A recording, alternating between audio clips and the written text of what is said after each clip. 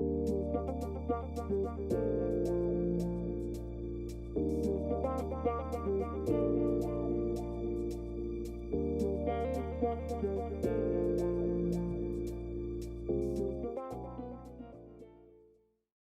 on behalf of the Bryant Alumni Association to our Summer Welcome Panel Podcast. The purpose of this podcast is to welcome the class of 2020 to our alumni family and give them the best tips and tricks for living and working in various cities across the country. My name is Jessica Cantone, and I'll be your moderator for this session. Today, we're going to cover the Atlantic Coastal Region. I would like to thank all of our panelists for joining us today for this summer welcome panel. We know the experiences of our alumni that are here today are valuable to share with the Bryant community. Every opportunity for our alumni to exchange ideas, strengthen, and expands our Bryant network. Today, we have Alicia Kennedy, class of 2012, Rita Langston, class of 2008, Desiree Marshall, class of 2016, and Ali Favuza, class of 2018, joining us. Thank you all. So for the intro, we're going to have you say your name, your class year, what you do professionally, and kind of how you got there, and then where you're located in the country. Okay, so Alicia, do you want to go first? My name is Alicia Kennedy. I currently reside in Philadelphia. I graduated from Bryant in 2012 with a degree in international business, and I currently work for Cigna, the health insurance company. All throughout my senior year, I had this vision that I'd be working at a startup after Bryant, staying in New England, but just days before I was about to accept a job offer that would have made that vision a reality, I received a call from someone in HR at Cigna. And as fate would have it, a family friend who led and still leads the procurement organization here at Cigna had been given a mandate from the board of directors to extend that procurement division outside of the U.S. to Cigna's international companies. And this family friend really needed staff and needed staff quickly, and happened to know that I was graduating from Bryant with an international business degree. And so an offer was extended for me to come out and have the opportunity to interview down here in Philadelphia. And at first I was really hesitant. I didn't want to be a small fish in a big pond. In my head at the time, I thought that I didn't want to work for a big firm. But I didn't want to turn down such a great opportunity. So I flew to Philadelphia, and I spent about a couple of days here, completely fell in love with the city, really connected and clicked with the hiring manager. And then fortunately, a few days later, I was made an offer to join the company. And after some reflection, felt that this would be a much better opportunity for me and my career in the long term. And so within 2 weeks of graduation, I found an apartment, packed up my life, moved to Philly, and it's been quite the ride since then. So I was fortunate that a door was open for me, but I walked through it, and I firmly believe that, you know, my Bryant education served as the foundation for my candidacy in the first place. Yeah, that's a great opportunity. I think it's almost rare today to have someone stay in a job that they started right out of college. You know, that's a wonderful thing, but it is rare. So that's pretty cool. Awesome. So why don't we go ahead and move on to Rita. Rita, if you want to just share your intro, so name, class, year, you know, what you do professionally and what area of the country you're in. My name is, I graduated as Margarita Vasquez. That's my maiden name. I am married. Rita Langston, and I graduated in 2008, middle of the recession. So it's not too much different than what's happening right now with the pandemic, unfortunately. But there are a lot of parallels to be learned that can be taken away from that. I am from Brooklyn, New York. I live in Atlanta, Georgia. And I graduated with a degree in Bachelor's of Science in Business Administration with a concentration in marketing actually a dual concentration in marketing and English. I thought I was going to be in PR. I'm not in PR. I I also thought I was going to work at an ad agency, but because of all the accounts that were being cut because of the recession, that didn't happen either. But that's what my internships were in. I actually ended up in digital marketing because firms started to really start investing. I know digital seems normal, but when I graduated in 2008, it really was like some random thing people weren't sure about investing in just yet. Like, oh, the people are buying stuff. Oh, okay, all right, fine. So that's how I kind of got into it, because those were the only jobs that were hiring at that point. And so my background is in digital product marketing. I have not stayed at the same company that I think I'm on my 5th company. I'm at Equifax today. And my title is Senior Director of Customer Experience Strategy. My role is to make sure that you find value in the products that we're selling, which are the fraud products that are designed with all the data that we have within Equifax to help monitor your credit and work on different products to get you to see the value in improving your credit.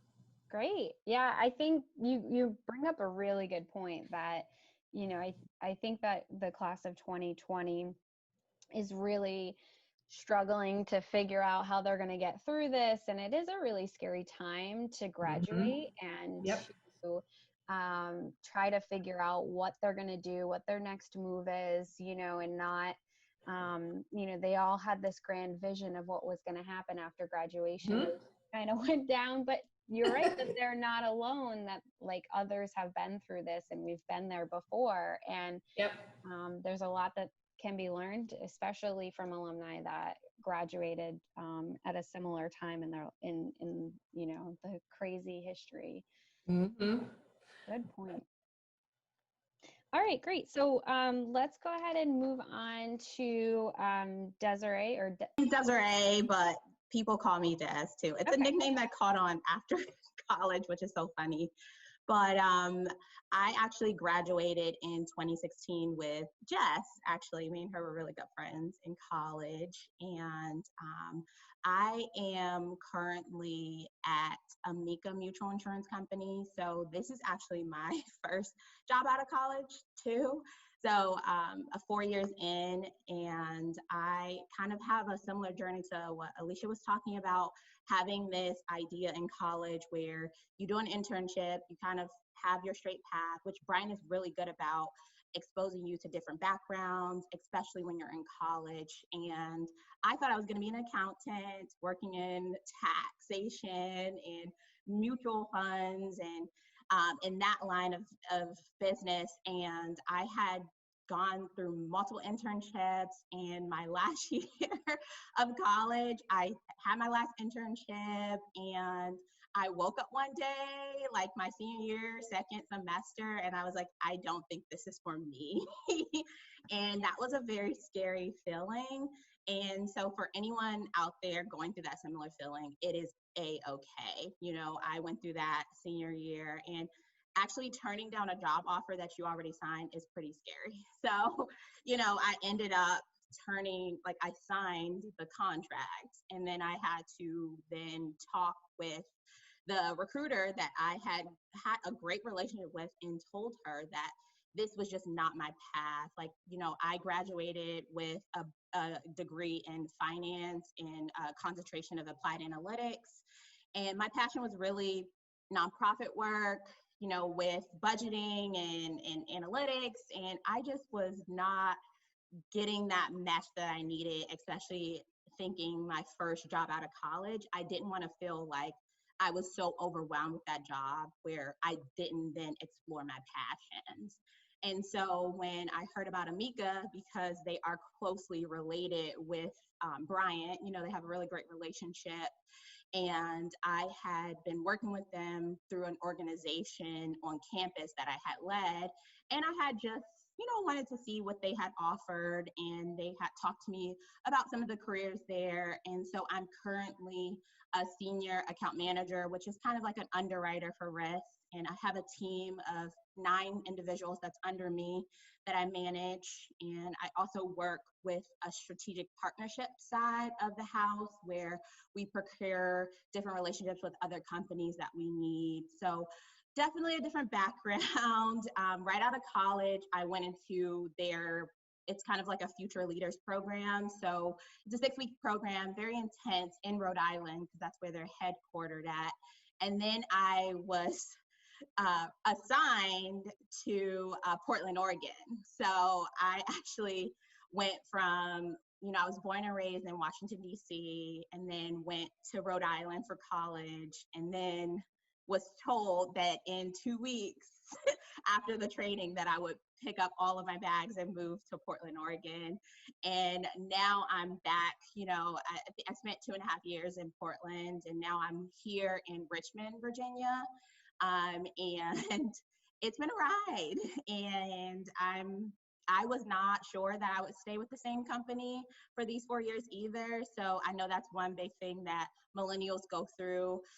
But I think the biggest thing as to why I've stayed is because of the variety and the fact that I've been able to do different jobs within the same organization. So Bryant definitely has prepared me in that journey, especially when it was a scary time as to basically taking my own career in my own hands, even before I was, as a sense, credible for me to feel like I could even do that. So very proud of the journey and excited to be here with you guys today. Yeah, that's a great story. And it's a good point about, going through 4 years of college, having this mindset of what you're going to do. And then whether it's your senior year or a year out of college, when you start to realize like, this is not what I expected, or this is not what I wanted to do. And that can be really scary for someone, for a young college grad. But it's important to know that like you're essentially just taking the skills you learned in college and the network that you've built and applying them to whatever you want to do. It's not a waste to have gone through 4 years and not end up where you thought you might. If anything, it's really good. You spent 4 years doing internships that you didn't, you kind of can check that off the list. Like, nope, don't want to do that. Don't want to do that. So it's a really good point for someone who might find themselves not exactly where they thought they might be, but it ended up working out in the end. So thanks for sharing that. And Allie, we'll go to you last. If you want to just give us a quick little intro, just share your name, your year, your graduation year, what you're doing now, and where you're located. Sure. So my name is Allie Favuza. I graduated from Bryant in May 2018 with a degree in accounting. During my collegiate years, I was involved with the Honors Program and the Honors Council, Alpha Omicron Pi, and the St. Jude Up Till Dawn event on campus. Upon graduating from Bryant, I had a few months before my start date with PwC. In those months, I worked at Nordstrom near my hometown in Massachusetts, and I had the opportunity to visit my friend and my Bryant classmate, McKenna, who had recently moved to Charlotte, North Carolina. During my trip, I explored the city, and I knew almost immediately that I wanted to call Charlotte my home too. I moved to Charlotte the next winter, and I began my career with PwC in January 2019. I joined the assurance line of service, and I worked within the financial services practice.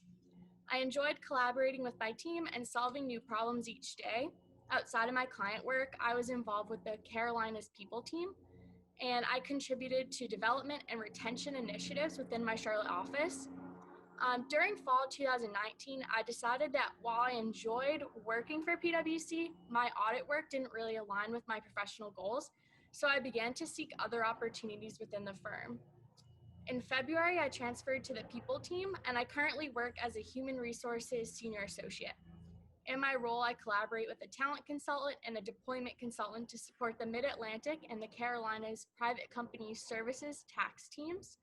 I'm really enjoying learning about HR, and I'm looking forward to advancing my career with PwC. Awesome. Glad to hear you're still with them.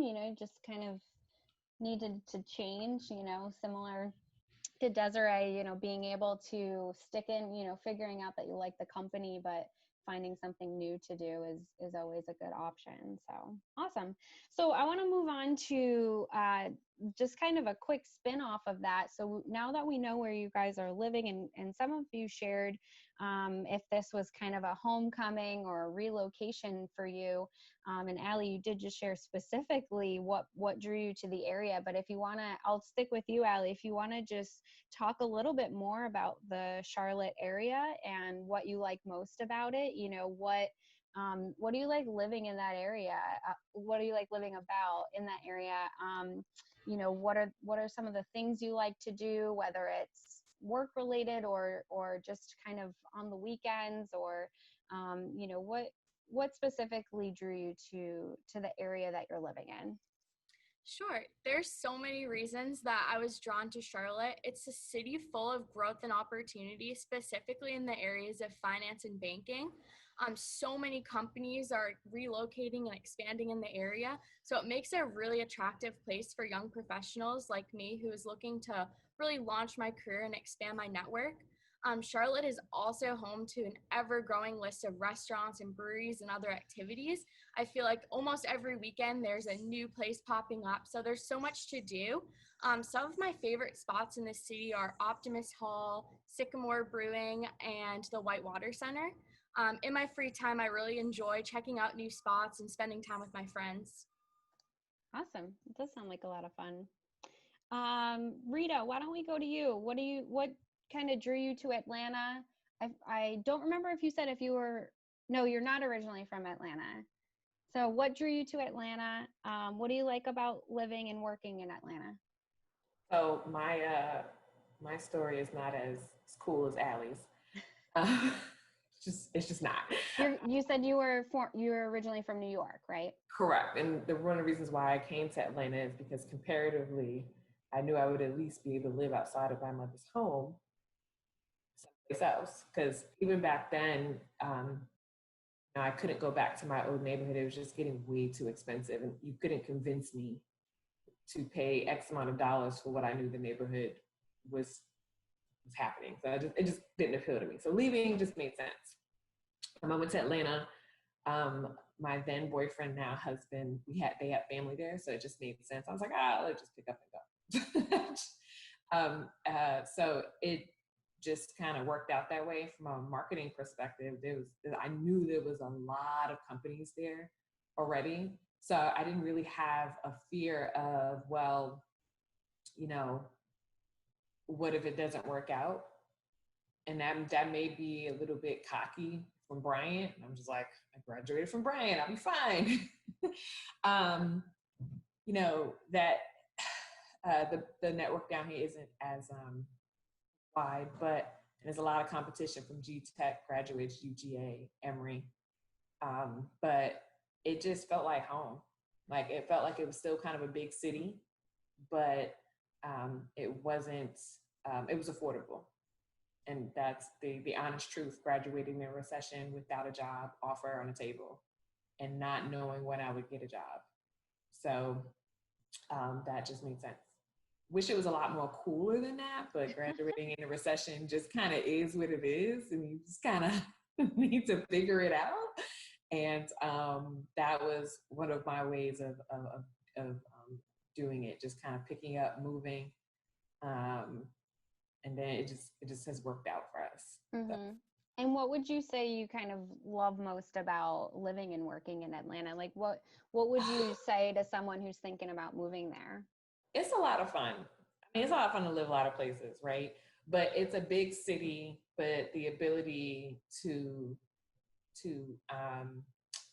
own is a lot accessible. So it doesn't feel like a far off something in a distance. From a building of a life perspective, as far as entertainment, I live 15 minutes from Midtown. Everything feels like it's 15 minutes away. Yes, it's by car, but you don't have to take the highway. You can take the back roads. There's so many different places to eat. There's so much culture and history here. When you think about, I've been to a lot of the tourist attractions here while living here. National Center of Civil and Human Rights. You have the Coca-Cola factory, the aquarium. Whenever the outdoors open up again, they have so many festivals that they host in Piedmont Park and Grant Park. It's just a really fun, culturally diverse city to live in, where you can find your interest here or expand upon it here without thinking too hard about what it may mean for you long term. You can kind of go back and forth about what you want to do, have fun here or there. Like, it's very non-committal. Mm-hmm. So that's how I would say it. I've had the best of time here living in Atlanta, and every time I think about going back to New York, I'm like, oh, I'll just visit, but I don't want to live. I don't want to live there. I just don't. Yeah. That's okay. You found your spot, that's all that matters. And you sold me. It sounds like a great place to be. So thanks for sharing. Alicia, if you want to just share kind of a little bit further into, Philly and the area and what you love most about working and living there. Yeah, sure. So I'm actually not originally from Philadelphia. I grew up in a very small town in Connecticut. So the move to Philly was a huge change for me. First time I left New England, first time I lived in a major city, first time I lived alone. The living alone part only lasted about 6 weeks before I rescued a dog and changed all of that. But actually that ended up being the best thing because I had a reason to get out and explore the city on foot. I really feel like I discovered Philly through walking my dog. Someone once told me that if you're about to make a change in your life and you feel a little nervous, that you're probably making the right choice and you're stepping just enough outside of your comfort zone. And I was definitely a little nervous about moving to the city. But big city living totally grew on me. Like Rita said, I can't imagine going back to, my old suburban life in Connecticut. You make this change and you just can't envision living any other way. So I love Philly. But I'll be honest that it took some time for that love to grow and develop. It was just such a huge adjustment for me, and I really needed to take time to explore and feel comfortable. But now it feels like home. And I call Philly home and not Connecticut home. When I describe Philly to people who haven't been here, I often talk about how the city has a bit of a grit to it, and I don't mean that in a negative sense at all. I mean that to say that Philly is such an authentic and diverse place. What you see is what you get. There is nothing pretentious about being here. None of the people are pretentious. I find that people are comfortable being exactly who they are, and I really love and have been drawn to that authenticity. There's really something here for everyone. I'm really drawn to all the culture, the art, the amazing food. Can't forget about the sports teams, especially our Super Bowl champion Eagles. Go Birds. So I love to brag about my city, but at the same time, I want it to stay a hidden gem.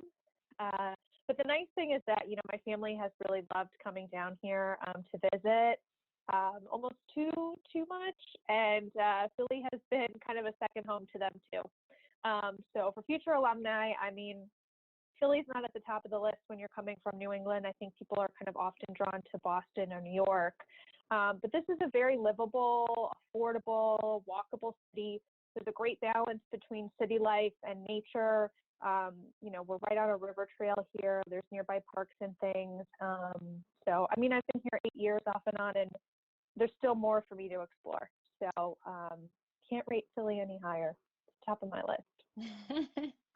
Yeah, and it's funny. I've only been to Philly once, but it did remind me a lot of Boston. It's got that old town feel, the cobblestones. So I think you can correct me if I'm wrong, but I would think that someone from Boston or New England might kind of feel like it's a home away from home, in a sense that it's not, Absolutely. it doesn't seem too foreign that they're that uncomfortable, but it is a big city. You're right.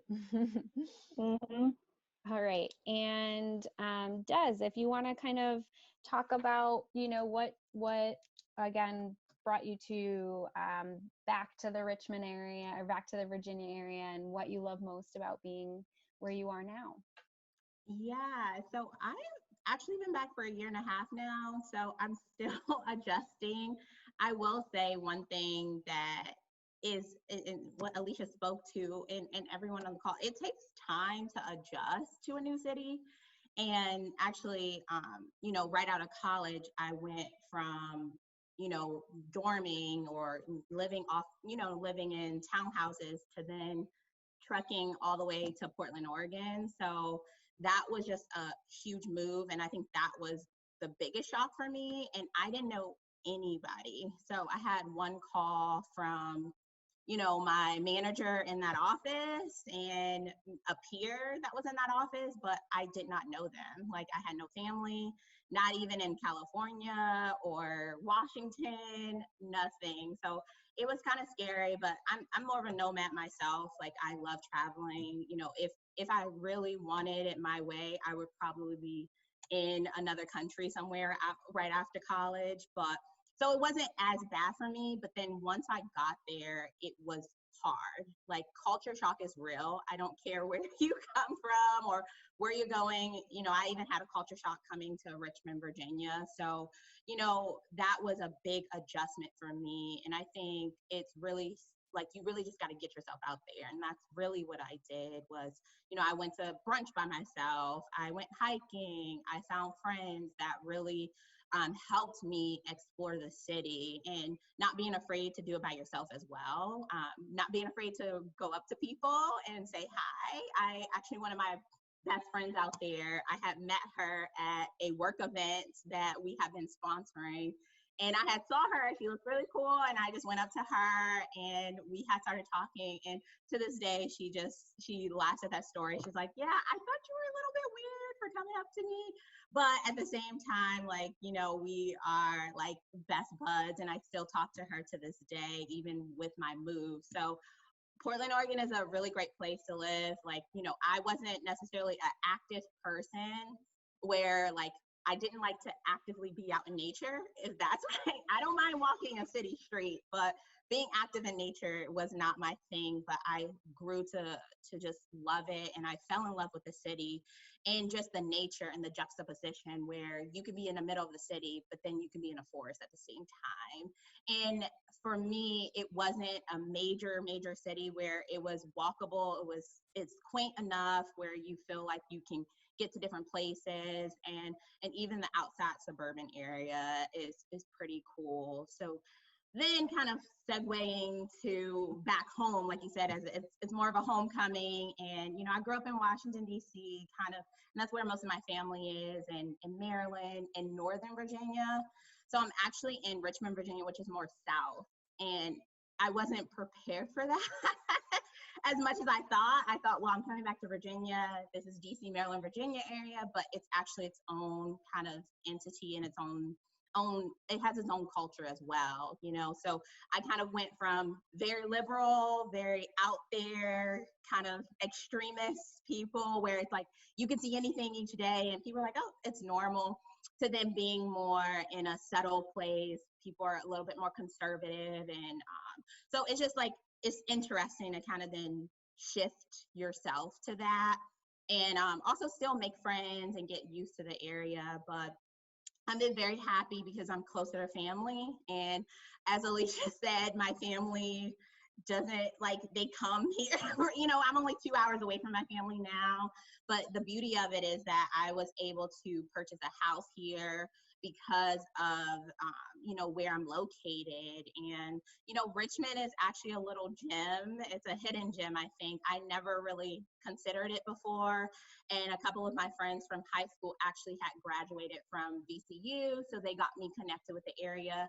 And actually, it's a big arts place where I go to a lot of different art shows. They have really cool things that are coming up, like breweries as well. So it was very interesting to come from Oregon, which I was used to breweries and used to some of the out there type of things, and actually coming to a city where that's actually starting to happen as well. So I felt a little bit more at home because I did call Oregon my home, and I felt at home there. And now kind of switching to Richmond has been awesome. And it's really good because I live a little bit outside of the city, but it's 10 minutes away. You know, you're right on the border, which is awesome. And, you know, you can bike ride and different things like that. So it's definitely a cool city. It's an up and coming city, but it's small enough. I like that it's a small, quaint city where you can really explore and have a good time. Well, it sounds like you brought Portland to Richmond. You took it with you. And I love what you shared about, you know, how you met new friends in Portland. I think going into our next question, that can be really scary for a new grad to, you know, either accept a job somewhere or just think, you know what, I want to start fresh and I want to start new and I want to move somewhere. But it can be really scary if you don't have family and friends. So can you go a little bit further, Des, into, you know, like seeing someone that you think looks interesting and then, you know, asking them, you know, if they want to hang out, or any other tips that you have for putting yourself out there to meet new people and to, you know, whether that's at work or just out in the city, so that you start to build your network and feel more comfortable in your new home? Yeah, like and like I said, I had no family, no friends. So I think that was the scariest part. You know how you'll have like a long distance cousin or a cousin's friend. I had nothing. So that was just the hard part. And I'm a very social, extroverted person. So I think some of the advice that I would give is really about, like I said, putting yourself out there. When I met my friend Octavia, she was just like, okay, you know, I just explained, hey, I'm new here, you know, I'm a young professional. I would love to, you know, for us to get brunch and just hang out. And she was like, oh, okay. And I actually didn't talk to her for a couple months. And then she had texted me and then we did get brunch. And I think to follow up on that is really about consistency and continually to hang out with someone, because what I found was if I kind of just left the ball in their court after the first brunch, it didn't really go anywhere. So it was really about also following up and just checking in on people, not in a way where it's like, hey, let's hang out, but just saying, hey, like, I really enjoyed that, you know, our hike. Like, I would love to go on another one if you have another one. I also use Bumble BFF as an app, and I actually met one of my good friends off of there as well, Meredith, and so we still stay in contact as well. And I think it was more of like aligning interests. So for Meredith, when I met her, I didn't necessarily like nature, but I wanted to put myself out there and like nature, but she loved nature. So I was like, okay, like this is someone who's a nature enthusiast. So you know, someone who I could go to hiking with was awesome. So kind of pairing those like similar interests, and that had blossomed into a great friendship. And I still talk to her to this day. And then also saying, like, when you meet one good friend, they have other friends who are just as good. So that's actually what happened with Octavia. I had met a couple of her friends and they are my good friends as well. So kind of just like that domino effect, and really just putting yourself out there is really important. And then the third thing is about really just trying to get involved in your community. Like I said, going from Bryant, like I am really interested in like the nonprofit space and really just, you know, helping to impact my community. So I was able to partner with an organization that my company had given money to really get myself out in the community and help out with racial equity. And then also finding different groups with just people in the community. They call them like expats and things like that, you know, like people who just moves into different cities. So I was able to really find that community of people who had moved in and was going through similar things that I went through. And that was really helpful and really beneficial to me.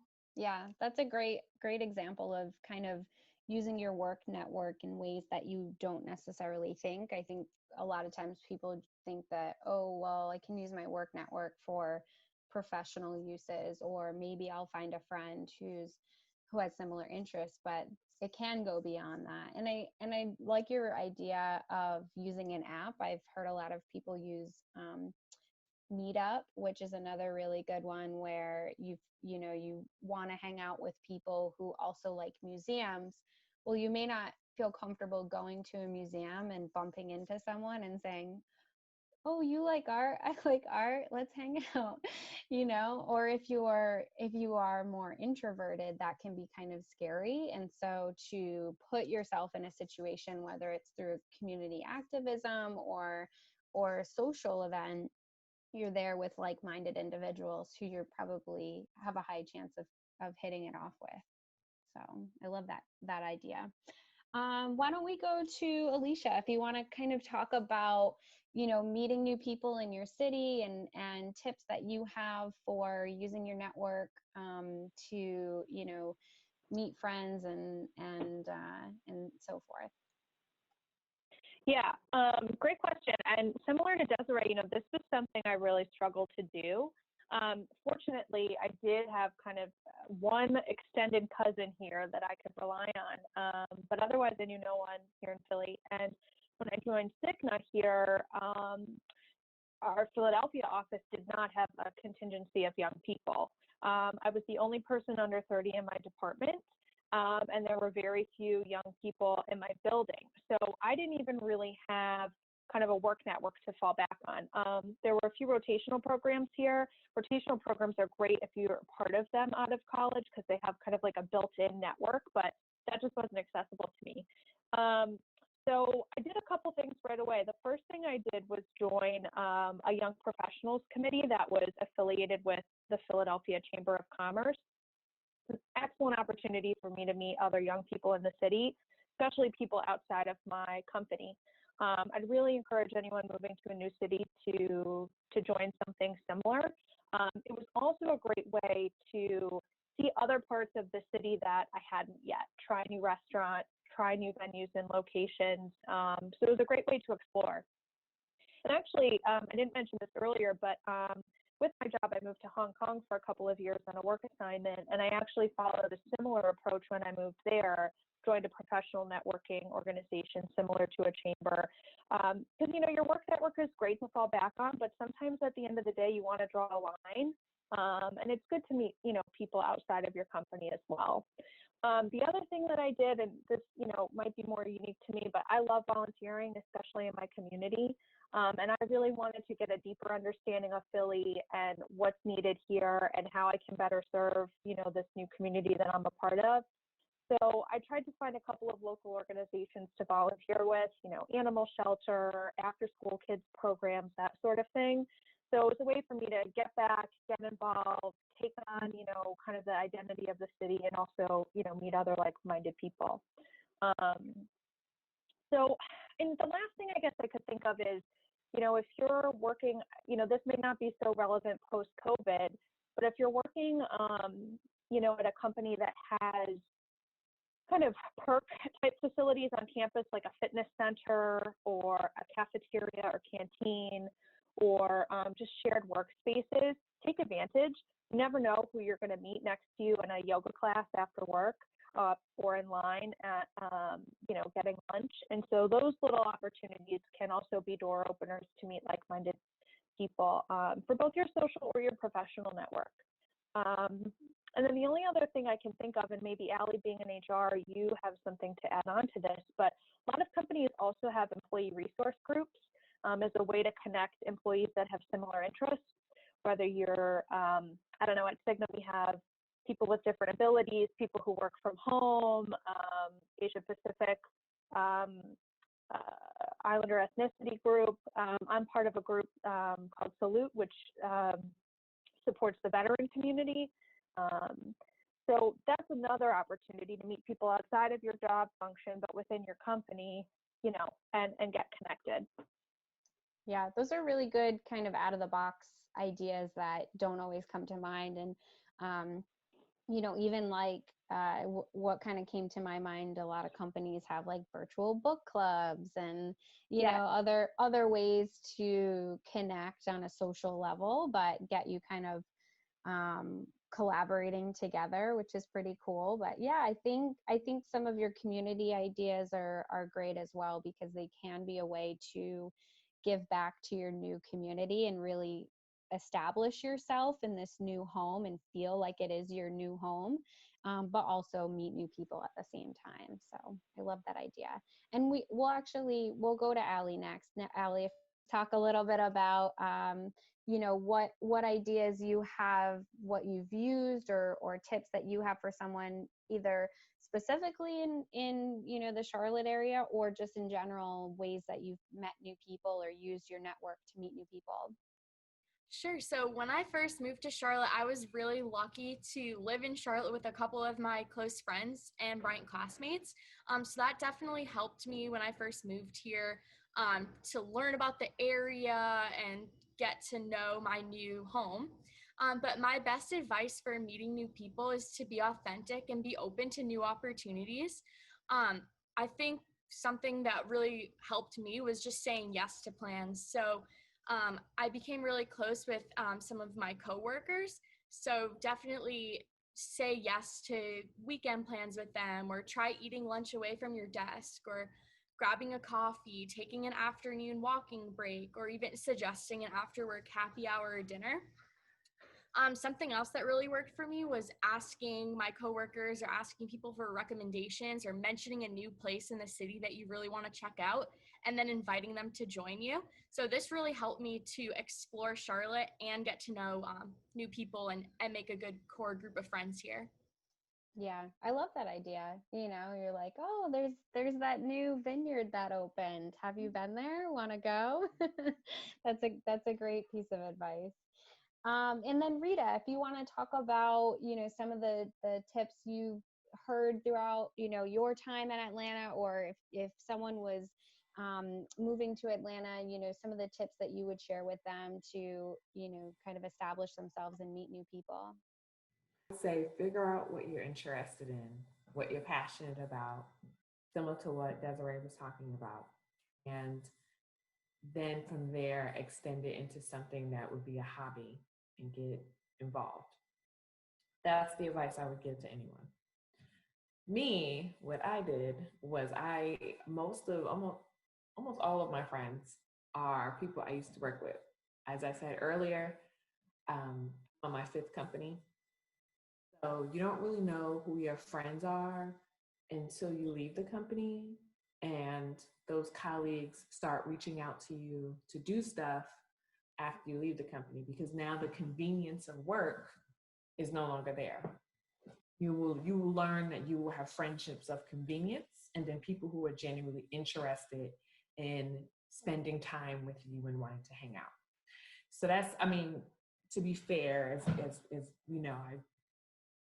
in my mid-30s, so I've just learned a little bit longer about friendships and how these things work, especially in your 20s and you're trying to meet new people. But that's something I think, if I could bestow upon anyone else regarding colleagues and friends, that's definitely something I learned. But I definitely like the advice the other ladies gave about going out,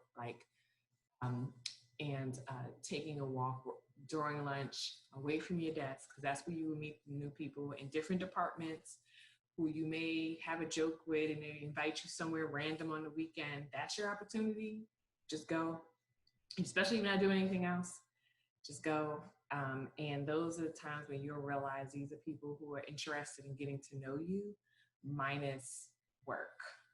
But I think it definitely shares some of, I think, Alicia's sentiment around, some things you just need to, depending on what department they in, may just kind of draw the line of who you're going to hang out with from a colleague perspective versus not.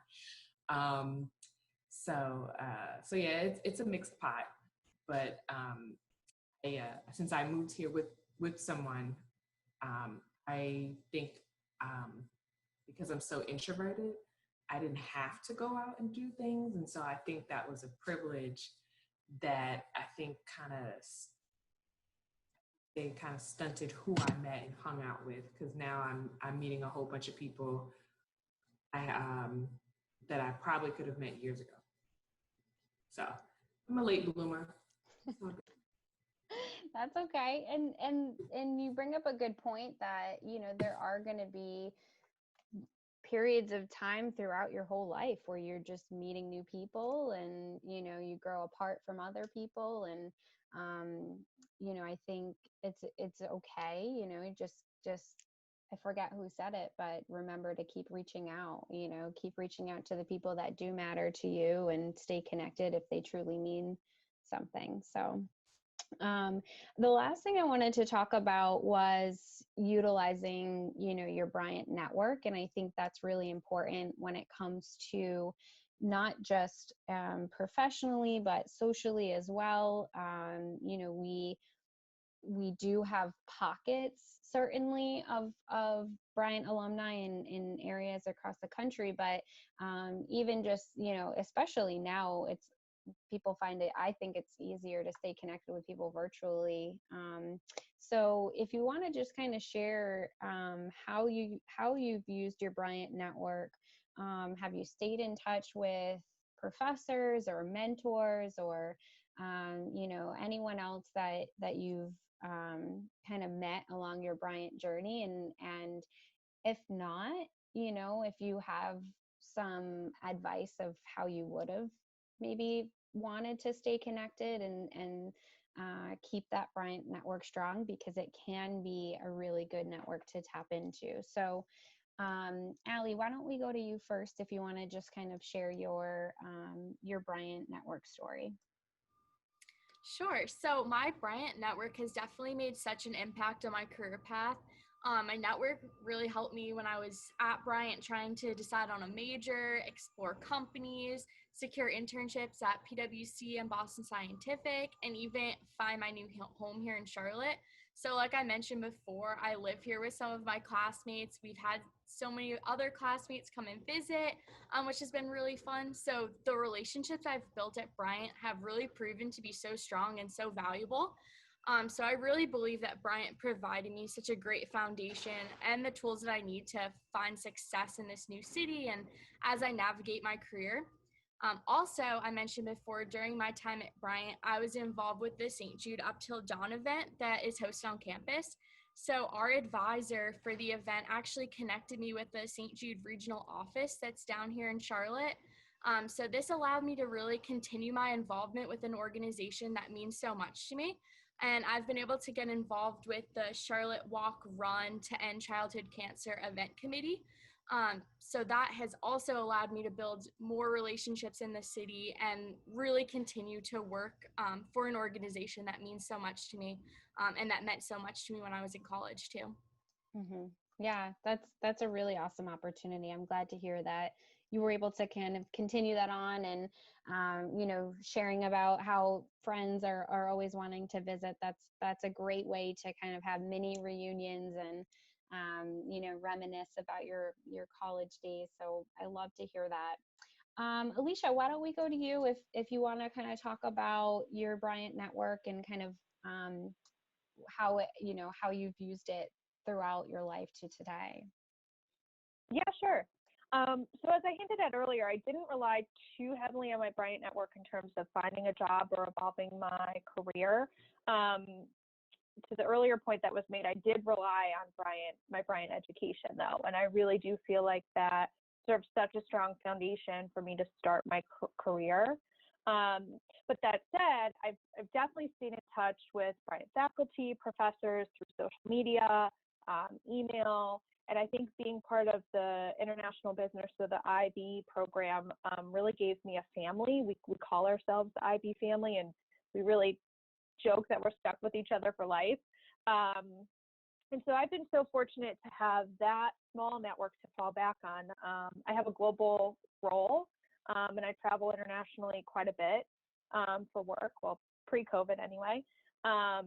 And so I've been fortunate. I feel like I have a Bryant classmate or friend in most of the cities I go to. In fact, on my first global business trip after joining Sigma, like 6 months in, I was super young and green. I was sent to India all by myself. And it just so happened that a former classmate and friend of mine was from Mumbai. He was still there. So, it just helped me feel more comfortable being there on my own. And I got to see a lot more of the city through his eyes and with him as my tour guide than I would have on my own. When I was living in Hong Kong, I was back and forth on the ferry to the Zhuhai office that we established there quite a bit, which was a great opportunity. So yeah, I found my own ways to stay connected to the Bryant community and the program, and happy to be a bulldog and pay that forward and give my network up to alumni and future grads as well. Yeah, and I think that's a common theme with Bryant alumni is because it's such a small community, relatively speaking, compared to other schools, that even if you didn't know anyone in Mumbai, like you could find a Bryant alum in Mumbai who would take you in and show you the city, which is pretty cool. So, so we always encourage people to reach out to us and let us know that you're moving to a new city and you want to connect with new people. They're almost always willing to say, hey, I don't know you, but we both went to Bryant, or we were both in IB, and that's really awesome. So really, really, all over the world, it's cool to tap into that network. Rita, do you want to share a little bit about your Bryant network experience? Sure. So during my time, the network didn't really extend past Washington, D.C. At that time. It was very slim to get any further south. It was very hyper-focused on New England. There were some people in New York, but so I had to kind of do it on my own and rely heavily on my Bryant background as well. I will say it made me very confident as far as, the mock interviews we used to do on campus. I was always in a career center trying to make connections. I have benefited from not people who went to Bryant, but from people who came from New England, who know Bryant, who were part of my interview process. That's the difference. So my current leader went to UConn. The leader before that, she knows about Bryant. I think her cousin went there. It's not because of Bryant in itself, but because the Bryant name is far and wide, and those people from the north have come down here. So I have benefited a lot from that and my ability to be heavily, heavily prepared for any interview that I have ever walked into. And I think I'm always thankful for Bryant for that, because they took it upon themselves to impress upon being prepared. And I know you're like, well, everyone's prepared. I have, as a senior leader myself, I've interviewed many people, and people really do come in there and just wing it and just hope for the best. Mm-hmm. They're very serious that they want the job that you're hiring for without any preparation or training. So I'm always thankful for that. I don't keep in touch with any professors. Actually, I don't think I kept in touch with her, but I didn't keep in touch with her, but me and her are friends on Facebook. So some of you may remember her. Did anybody participate in AWA with Toby? Anybody? I think she only retired in like the last 5 years. Yeah. Okay.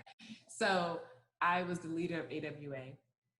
And that leader I keep in touch with, but not any of the professors. And anybody who knows Toby's fighting a good fight of women's rights till death, even in her retirement. Online, everywhere. She writes stuff for Providence Journal. So that's who I mostly keep in touch with. I think there was another leader, Judy. I forgot her last name, but I think she also retired as well. Many of those leaders have either retired or have passed on. I've noticed in some of the obituaries that come out. So many of the professors I had were already older. Mm-hmm. There weren't too many young professors or even middle-aged professors. These are people who had been there for years and had great knowledge to spend, but most of them retired. And so, no, I did not keep in touch with them. So. But it's good to hear, I think virtually it's nice to stay connected with some of the leaders on campus, like you were saying, someone you were connected with through a social organization or a mentor or something. Doesn't always have to be a professor. Yeah, Brian's been great for that. And I always go to when they come to Atlanta, I scoop up the people I know Good. that never pay attention to their emails. Yeah. And I impress upon them coming out. And so I always drag a couple of people that maybe Bryant didn't know to Atlanta. And I know they're here. And I drag them out with me. It's about 7 or 8 of us here now. Nice.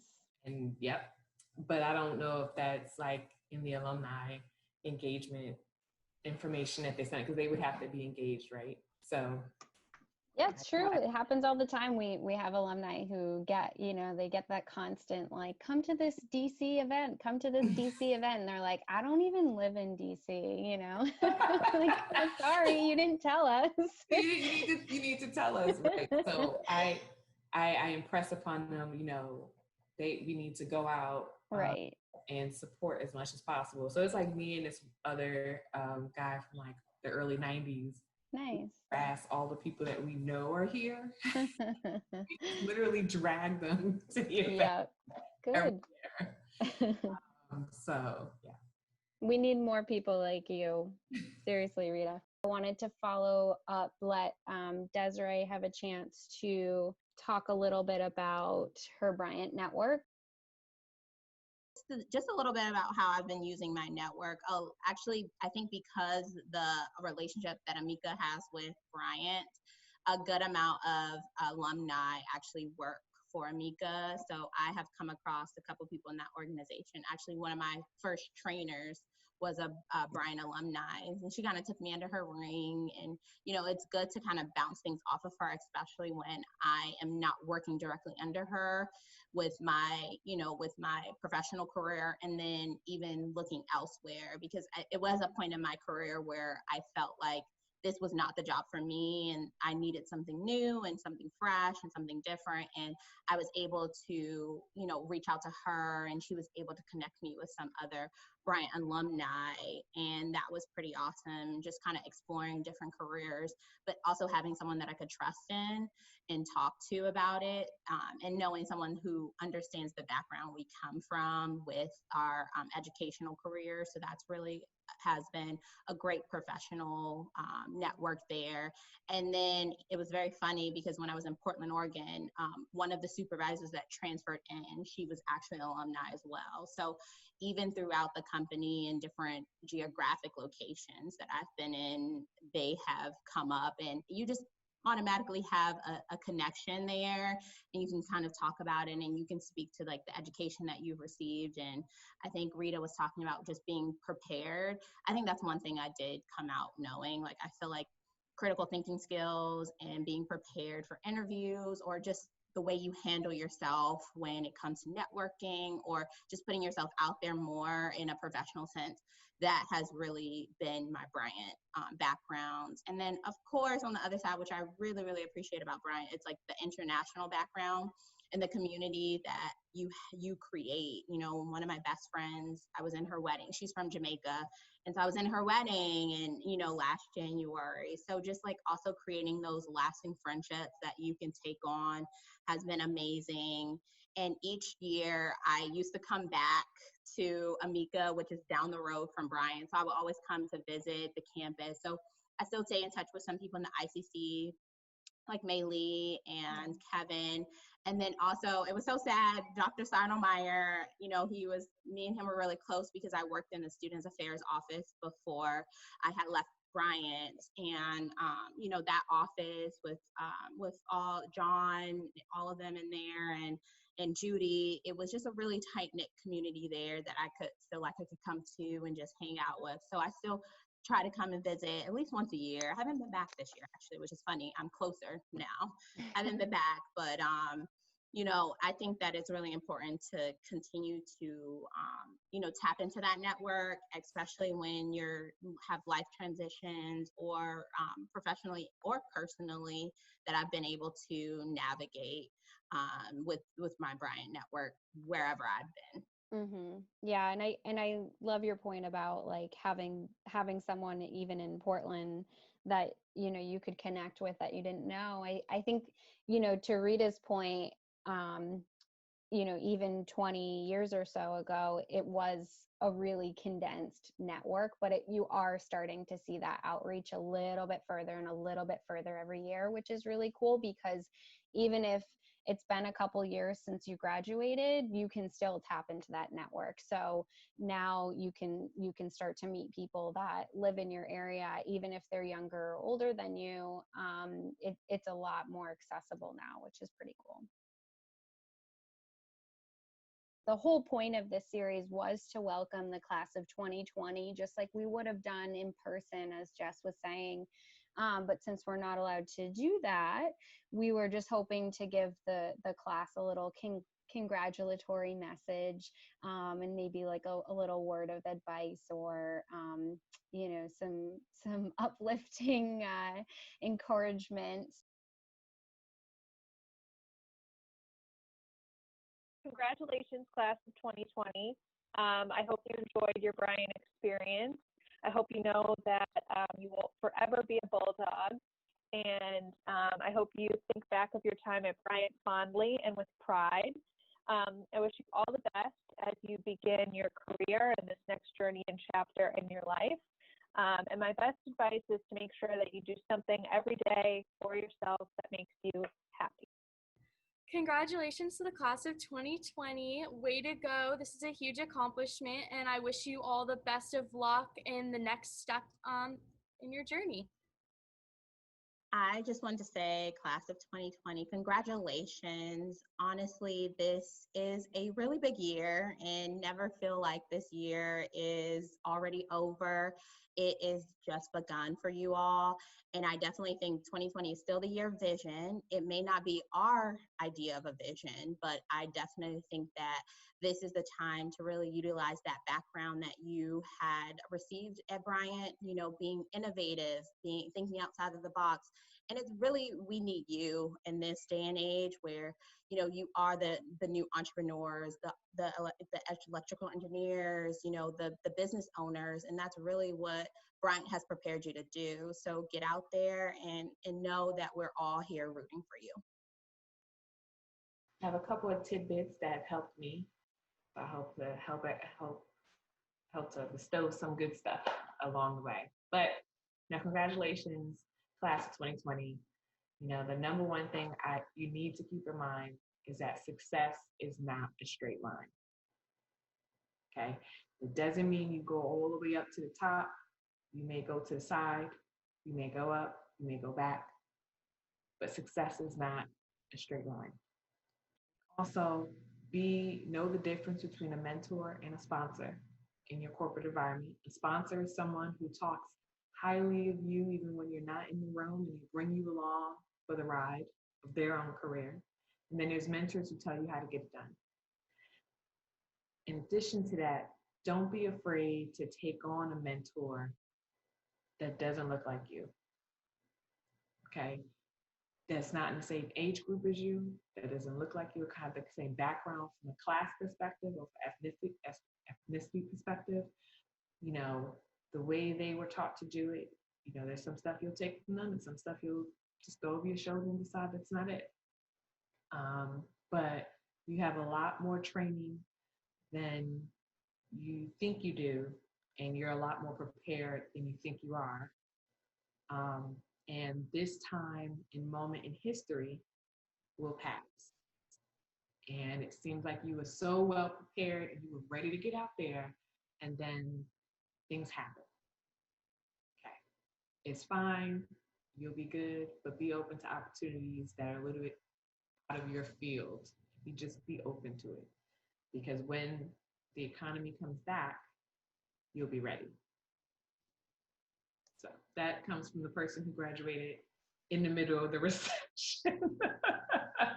I love it though. You're right. Be patient, right? Be patient. It sucks because you're trying to, whether it's help your family out, help yourself out, get out of wherever you are. You know, you're trying to do more than why you came to school. You're trying to do more. And it feels like universe is not aligned with you. And it seems unfair because you did what you were supposed to do. But it's not your fault. It's not your fault. But be prepared for when it turns around, because when the companies start hiring again or decide not to slow down again, they will be looking for talented people. And be ready. So that's all I'll say to that. I love it. That's great advice. Thanks, Rita. Thank you all again so much for your time. We really appreciate it and love hearing all of your stories. Hope to see you sometime soon.